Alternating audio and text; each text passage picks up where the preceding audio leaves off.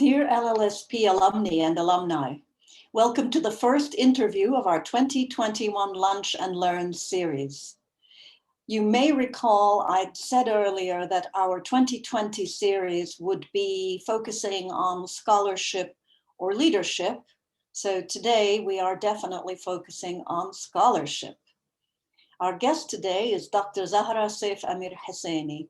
Dr. Zahra has a PhD in sociology and international relations from the London School of Economics and Political Science, an MPhil in Oriental and Islamic philosophy and history from the University of Cambridge, and a BA in sociology and philosophy with honors from the University of London. She's currently an associate professor at Northern Virginia Community College. We talk about it, we say NOVA. Dr. Zahra has a long-standing interest in issues of education, diversity, and decolonization. We will be focusing today on a grant proposal she wrote on youth empowerment, ethics, and Islamic education. So, Zahra, before we get into the details of your grant proposal, please tell me a bit about the beautiful graphic on the cover. It seems to me to encapsulate much of what I believe your vision is. I'm going to screen share it now for those of you watching. And let me see if I remember how to full screen it. There we go. All right. Well, assalamu alaikum, and thank you so much for having me. It really is an honor and a privilege to be here. The imagery of the tree is really actually a sacred one in so many different traditions, whether it's Greek, Hindu, Christian, Jewish, Zoroastrian, and of course, Islam. Trees are mentioned numerous times in the Quran, I believe in excess of 11 times. And they are really represented as prized assets or gifts to humanity for their shade, for their foliage, for their fruit, and for the refuge that they provide. Also, the imagery of the tree really represents the connection between the sacred and the mundane. So, firmly rooted in the earth, but reaching up to the heavens. And it really reminds me of the imagery of the whirling dervishes, when they receive from the heavens and then give to the earth. So is that kind of the same concept as the tree? They also symbolize the guardianship that has been entrusted to humanity. So if you want to kind of think about it, you can actually say that the tree is in fact the connector between, the sacred and the mundane. And, youth are really the trees of our community. They need to be firmly rooted in the ground. They need to be firmly and placed and secure and have a sense of belonging, yet they are to grow upwards and to give fruits and to bear benefits that were not there before. But in order to do that, we need to give them spiritual sustenance, right? And a part of what Islamic studies really should focus on is providing this spirituality or the heart of Islam.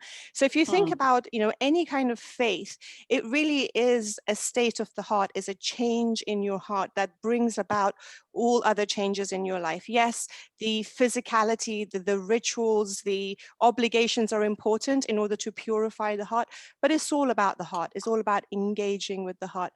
And that process is not really a forced process. It's not really a rushed process. And people come at that from different ways and through different paths.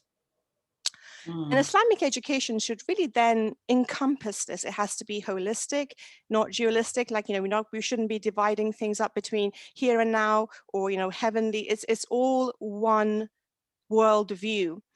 And it has to really encompass an understanding of history. It has to encompass ethics, morality, textual knowledge. It has to encompass fundamentally spirituality, which kind of underpins all of these things. We have to be able to provide, when a tree provides shade, it doesn't discriminate. I'm not providing shade for only the Muslims or the Christians or the Jews. The tree just provides shade for everybody, right? And again, this is the same concept that our youth have to be engaged with humanity, right? Islam isn't specifically for Muslims. Islam is for humanity.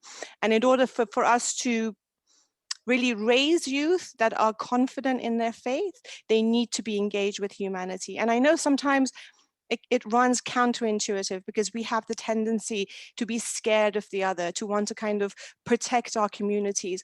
And historically, I mean, that's understandable. Knowing Islamic history and the history of the Muslim world, you see where that fear comes from, right? But for us to be fully engaged, we have to kind of put that fear aside and then really be inclusive, like, not raise Muslim children that can engage with others in a way that's meaningful, and to be able to really understand the importance of what it is that they're bringing to the table, even when they're challenged. And in being challenged, that is where you grow, right? But that's where you grow and you really engage. And we have to sort of move away from labeling critical thinking as bid'ah. Like, we've done this for so long. Anything that doesn't fit into neatly defined boxes is automatically dismissed. So there's a dominant narrative, a dominant historical understanding and interpretation of Islam that comes through time and time again, and no one's allowed to question it, right? And so for the youth, they need to be able to deconstruct and rebuild their faith, right? And I really think that you cannot have 100% faith without having doubted at some point, because it has to be to do with the change of the heart, right? So you cannot, my way of understanding and connecting to Islam, I cannot impose on you, or you cannot impose your way on somebody else, because it's a very much an individual connection to Allah, and it's a changing of hearts. And we hear this, that even the Prophet, peace be upon him, is reminded of this, that you are here just to give the message of Islam. The changing of the hearts is with Allah, right? And I think we forget that. We want to kind of mold our children in our own image, forgetting that they're entrusted to us, that we are only, we're protecting and nurturing them, and that is all. They don't belong to us. They're not supposed to be who we are. They're supposed to be their own people. So we need to kind of, open the doors of ijtihad, like open the doors of critical thinking, but we need the right tools to do that. And again, so very long-winded, Sarah, I know, but that's where the imagery of the tree comes in. Yeah. So you said something I found to be very interesting. You were saying about how Islam is not just, for Muslims, or Islamic education isn't, just for Muslims. Explain that a little bit more. Can you sort of expand on that a little bit? What's your vision here? I think, unfortunately, I think we've really departed from the original message of Islam. So if you think about the early days of Islam, the seerah of the Prophet himself. So he said he came to break with the traditions, the kind of the repressive traditions of the past, right? So he came to break down, tribal allegiances, ethnic allegiances, racial allegiances. He came for humanity. He didn't come just for the Arabs of the Saudi Arabian Peninsula. He came for everybody. And I think the message kind of got lost, right? Because the religion that came to break traditions, built, throughout history, had certain cultural understandings, narratives, views attached to it, that now it's really hard for us to detangle what is the Islamic message and what are the cultural baggages that we carry. And every time you question the cultural baggages, people automatically label you as questioning the faith itself. And I think, our youth really feel this. They feel that sometimes their parents' understanding doesn't align with their understanding, but they're forced to follow that because that's the way the parents receive their religion. It becomes a hereditary religion. And we're actually warned against this, that, don't inherit your Islam, like come to your Islam. What does that mean? That means critically engage with it. But if we're not allowing our youth to critically engage with it, no wonder they're leaving the faith. Mm. It's interesting you would say that, because I grew up in Egypt. And of course, as a child, I wasn't necessarily involved in the cultures, but I do remember that people were continually making reference to stories and ideas and discussing Islamic values and experiences. I mean, it was just sort of in the air around me. Obviously, as I got older, I realized it was, again, narrow compared to the actual breadth of Islamic understanding. That Islam was a living thing for them. It was like the water we all swam in. We didn't really see it, but we engaged with it. So it was interesting. Then I came to the States, and that's a completely different experience, which brings me to my question here. The reason I wanted in this interview to focus on your grant proposal is that it seems a major issue that I faced with my own children, namely the uninspiring way in which Islam values and civic education are frequently taught in the US. Did you have the same problem with your children? Or, what is it that inspired you to think about how to build a better Islamic curriculum for Muslim American children? So a number of things. Like you said, I'm the daughter of a first generation immigrants to the UK, and a lot of times, for us, it wasn't really explained. It was just given. Like you said, it was like the water that you drink. It was just part and parcel of who you were, kind of growing up to be a Muslim. But I think the thing that kind of had me come back to the faith, and I say come back to the faith, like, I don't think I fully left the faith, but I wasn't participating or practicing in the same way that I do now, was that for me personally, it was my parents' approach to Islam, and it was a very spiritual approach. This idea that there's a unity between religions, that irrespective of what is your religious affiliation, as long as you are God conscious and you're dedicated to that lifestyle and to purifying the soul, that is all that matters, and that's the commonality that unites us. And I think, and this sort of came up again in conversation. It was sort of never explicitly explained to me, and this came up years later when I said to my father, okay, what possessed you to send me not only to a Catholic school but to a convent school? And he said, well, it's the fact that they had a concept of God, right? And even though it was Catholicism and it wasn't Islam, and I was the only Muslim in the Catholic school, and the difficulties that go along with that. So I think that really kind of that sort of approach, that people of faith are, we are a community. Yes, we are a community of Muslims, but we also belong to a community of people that have this concept of God consciousness. And so growing up, because I never had that explanation, I made it very explicit for my children. Every time I told them something, I always gave them reasons. And my oldest daughter, I was having a conversation with one of her friends in which she told the friend, my mother told me, we are raising you as Muslim now because this is the decision that we came up with. But at any point, you have the right to change your mind. And the other, I Find think, your and own path. yeah, right. And so I think the friend went back to her parents and relayed this, and the parents said, don't socialize with this child anymore. That's the state that we're in. Well, I can see how that would have inspired you to try and create a more sophisticated curriculum. And also because I taught as as soon as my children started attending sort of Sunday religious schools, I was right along with them, volunteering, teaching. And the more I got involved, the more I realized that we're teaching our children in ethnic, sectarian Enclaves, right? yes, That do not yes. reflect their reality. That's And we right. really need to broaden this, right? Because, if I can kind of sort of take you through a couple of things that I found through my research. I have to kind of bring this in, that my research was very small.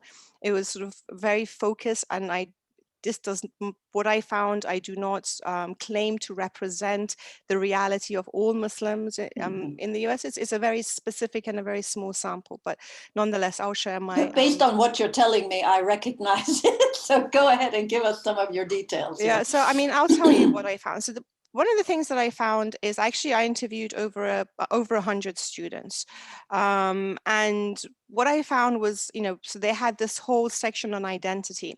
And it was interesting that, most of them, I would say close to 80% of these students that I interviewed identified themselves first as Muslim, then as American, then as whatever ethnic background their parents were from. So their Muslim identity was very central to them. And sometimes where the conflict came in was that their Muslim identity and the cultural expectations didn't sort of add up, or were not on the same page. And also sometimes they felt that there was a contradiction between their Islamic identity and their American identity. So that kind of came through too. And a couple of those that really expressed, I had in-depth sort of interviews with them, and we went through this idea, well, what if we were to sort of keep pushing the cultural conceptions away, girls don't do this, or boys are supposed to do this, and get to the core of it. And then would you still feel that there was a contradiction between the two? And, a lot of them would say, well, my parents never said any of this to me, like for Southeast Asians. And it's interesting, because like the concept of covering for them, it's all about the legs. If your legs are uncovered, all heaven and hell is going to break loose, and you're going to have the wrath of God on you, and you're going to be struck down. For other cultures is arms, for some cultures is chest, and it's a very culturally, and I know this doesn't sound that significant, but something like modesty. What does modesty mean? What does modesty entail, right? It's very cultural. Is it absolute or is it relative? When you go swimming, should you be in a burkini or can you swim in a onesie? I mean, there's lots of questions about what constitutes modesty and, what's appropriate wear, and somebody is smiling. Yeah, so I think, we have to go back to, again, like I keep saying this, we have to go back and use early Islamic history as our role models, like before the cultural traditions came in, before some people have say Arab tribalism found its slippery way back into Islamic teachings again, right? And you see that, and you have Arab tribalism that came in, and then Islam goes to Iran, and you have pre-Islamic traditions of Iran that gets added to that, and then Islam goes to Pakistan or India. And it just keeps building and building and building, and the original message gets lost. And then it's really hard to chisel away and get to the heart of that. And then now, we're at this position that if you question that, it's tantamount to questioning Islam itself. So in a way, we've reversed, 1,400 plus years, we've gone full circle back to the times of the Jahiliyyah. So we've gone from a liberation theology to a cage. To a cage. So now that you've defined the problem with Islamic education, at least as you and I have both experienced it for our children in the United States, tell us what you think of the goals of Islamic education, what they ought to be, and also, what are some of the salient points if you were designing a curriculum for youth empowerment that includes an ethical component and is firmly grounded in Islamic, in the best sense, thought? I think the best thing that we can give our children is tools, learning tools, right? Tools to be able to think critically, linguistic tools that enables them maybe to read the Quran in Arabic, not just rote memorization. We need to be able to provide a safe space for them where they can critically engage, sort of really deconstruct these ideas and build them up again, allow them to really interact and learn from other religious perspectives, and to really, because if you think about everything in our social lives, it's an interaction. So there's no I without you. We're sort of like mirror reflections of one another. So there's no Islam in isolation, in a vacuum. You need to be a Muslim in relation to non-Muslims. So you need to be able to hold that dialogue, hold that conversation, to be able to really say, what is it that I'm bringing to the table? What is my perspective? What is my take on this? And you cannot do that if you're speaking to an echo chamber, that everybody agrees with you constantly. And we do this, we tend to think that it's a safety mechanism. We surround our children with like-minded people because we think that's going to give them security and stability and make them stay in the faith. But, you know, we see like large numbers of our youth leaving the faith because instead of sort of saying what is wrong with them, we have to think what is wrong with our approach to our faith that is yes, what has driven them out? What has driven them out, right? So, I mean, like I said, I mean, the one thing that we forget is that there's no compulsion in religion. And again, that's a given right to every human being, that you, just because I believe in Islam, I don't have a right to impose it on my children. I don't have a right to impose it on my neighbors. It's a very much a personal thing. And if I do, and they do become Muslim by force, what's the value in that? Because if you think about the ultimate goal of this, if it's you know, if you have a spiritual aspect, and if it's about the connection with the divine, and it's about the purification of the heart, what is the point of socially forcing somebody to, like, you know, do their prayers in front of you, but then have no spiritual connection to God? What is the value in that? And, you know, and unfortunately, you know, some parents find comfort in that just because their child is doing their prayers. Okay, my job is done. I've raised a Muslim child. But, you know, ultimately, it's about that heart connection. It's about that spirituality. It's about how does it change you from the inside? Right. And I think we really need to, I mean, there's a number of things I can kind of go through them with you. So we're overly focused on rote memorization of the Quran. So yeah, the Quran is beautiful. The Quran has therapeutic components to it. Even non-Muslims, when they listen and the to it, they're recitation mesmerized. is comforting and grounding, but it shouldn't be the end all and be all. Exactly. So, you know, this emphasis on certain sort of cultures. So they have these age limits by which the child should have read the entirety of the Quran. And then they have these elaborate celebrations for them. I'll bet it was you too. Could you recite big pieces by the time you were 10, 12? I could recite pieces. I wouldn't say big pieces. Yeah, so we have no recitation without understanding. Right, we agree, right. Not very good. So no what contextual else? Understanding of the Quran, no in-depth understanding of the Quran, the importance of it, the applicability of it. How is it supposed to change me as a person? And we need to really, specifically for sort of children growing up in non-Muslim countries, and I suppose that's what we're talking about, move away from an emphasis on one tradition, right? One narrative, one perspective, right?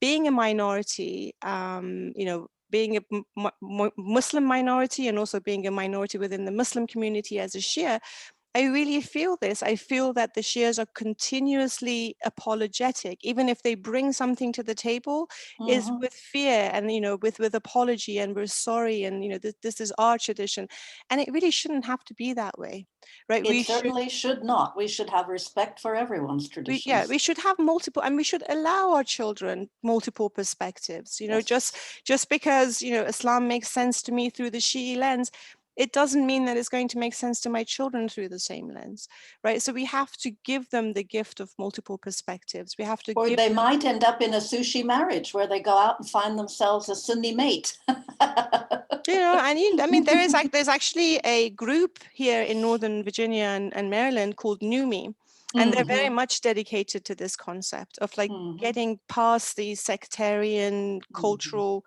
barriers, and they've really built a beautiful safe space for Muslim American youth where you don't have to necessarily, you know, well, what are you, Shia, and then raise eyebrow, and you know, and it's quite funny how they do this. So they had an iftar one Ramadan, and so they decided to, because, you know, the Shias break slightly later, so their understanding that is that it has to be completely dark before it's considered Maghrib.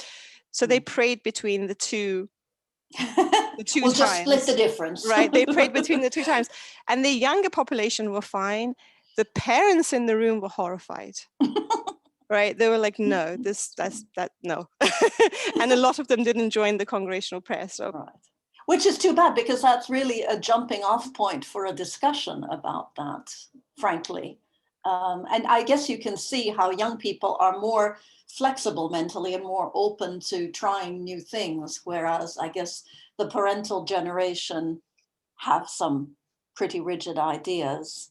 So what else would you like to see? I think you said something about including ethics, or like the civic education, that component that will also allow young Muslim Americans to engage, politically and socially with non-Muslims. yeah, and I think that really we have to, like I said, go back to the original universality of the message of Islam. And in that, really, there's a concept of moral responsibility. So as Muslims, yes, we are required to do the 5 pillars. But at the end of the day, we have a moral obligation. What is the relationship between serving in unjust structures? What is the role of a Muslim when they see injustice? And you saw this, and I think this is very interesting. This debate around BLM brought up a lot of ugliness in Muslim communities, right? Yes. There was this whole group of people, and I go to numerous mosques. So and this is something that I've been practicing with my children since they were small. So we don't confine ourselves like just to a Shia mosque or a Sunni mosque. We go to different events at different mosques, and I did this very deliberately.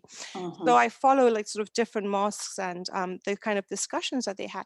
One of the things that kept coming up was like, as Muslims, we shouldn't be aligning ourselves with BLM, and the reason why, because they come under their umbrella. You have LGBTQ movements, and of course that is haram.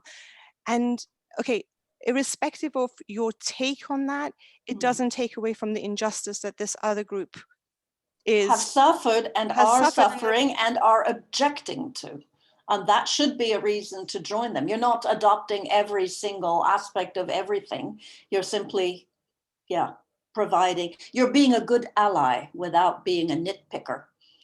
And I think a lot of morality building comes out of allowing room for discussion, for debate, for critical thinking, right? So you cannot, and again, morality like ethics, you cannot develop these things in a vacuum. You have to be able to have your morals tested and to see how you stand, right? And again, as a Shia, this reminds me of the whole incident of Karbala when the grandson of the Prophet refused to give bay'ah to the Khalif of the time because he felt the Khalif was unjust. And it ended up in him being massacred and his entire family being massacred. And there's a beautiful sermon by him. He says, you can cut me to small pieces and the largest piece being my tongue, and I will still say that you're unjust, right? And I think that really is a message for Muslims, that what is our responsibility in structures that are immoral, that are unethical, that are unjust? So it's not just about praying, fasting, zakat, hajj. It's your moral obligation as a Muslim. Where are you going to put your voice and your weight, and what movements are you going to back up, and what are you going to, sometimes we tend to want to raise what I term Mercedes Muslims, right? As second grade, as second generation parents, oftentimes, go through, get your education, get your money, get your house, get your picket fence, get your Mercedes, do your prayers, and that's you done as a Muslim. Or, sometimes wear your hijab, don't drink alcohol. That's it. You're a good Muslim. You're on that fast train to heaven. Nothing to worry about. It's a lot more complicated than that. Yeah, it certainly is. We could go on forever. But all good things have to come to an end. But before we end, please tell us a bit about your current projects. I know you're doing something at, several things going on at Nova. And also, if any of our audience would like to read either the grant proposal that inspired this interview or some of your other works, I'm going to be, in a moment, as soon as I figure it out, sharing a screen that will show a slide. So Zahra, while I'm looking for that slide, if you would like to tell us about your current projects. All right, so currently, so I work at a community college with a mission to equity, empowerment, serving underprivileged populations that do not have access to education. So part of that drive has been trying to figure out obstacles that stand in the way of certain populations of our students. And currently our associate dean and I are working on looking at female Muslim students, whether they identify as Muslims or whether they I just identify as cultural Muslims. So, both practicing, non-practicing. So the whole spectrum that can be viewed as Muslim. And so we're doing sort of qualitative, in-depth interviews, trying to see what are the obstacles that stand in their way in terms of prejudice, discrimination, microaggression, cultural obstacles from their home life, obstacles in the way in which they're viewed, the sense of, and I think, and I didn't actually touch upon this, one of the things that I've really emphasized here, and I also emphasize in my teaching, is that we need to really promote a culture of belonging. And in order to have a sense of belonging, you need to have a sense of security. And in order to have a sense of security, you need to know that what you say matters and that your opinion is counted. It's so important. And engagement is important, both with people who agree with you to drive your understanding further and with people who don't agree with you to sharpen your arguments further. So when this interview is posted eventually to our YouTube channel, anybody who is interested will be able to see this last slide, and so they'll have an idea of where to go and to hopefully read some more of your work. And now I'm going to put you on the spot, because one of my favorite, I know today we were talking about your grant proposal, but I really, really enjoyed the critical reassessment of Huntington's Clash of Civilization thesis. I thought it was excellent. And I hope that you will agree, if you haven't been too traumatized by this experience, that you will agree to come back and we can discuss that at some future date. No, I would love that. Something you would consider? Yes, I would love that. Thank you. Alhamdulillah. Thank you so much. Thank you so much for being with us today and for sharing your vision of empowering Muslim American youth. And now Thank you for so a much quick... for having me. Oh, you're so welcome. And I am definitely going to have you back again. Now for a quick closing plug. February is Black History Month, and our Lunch and Learn speaker for February will be Karama's own executive director, Ms. Rahma Abdel-Alim. Ms. Abdel-Alim had a distinguished career as a lawyer before she decided to make a career change and agreed to become Karama's ED. During February, we will be sharing a series of 4 recordings which Ms. Abdel-Alim recorded for the Adams Center, in which she lays out the history of Africans in America and how that history led to the events of 2020 and the rise of the Black Lives Matter movement. I strongly encourage everyone to watch this series before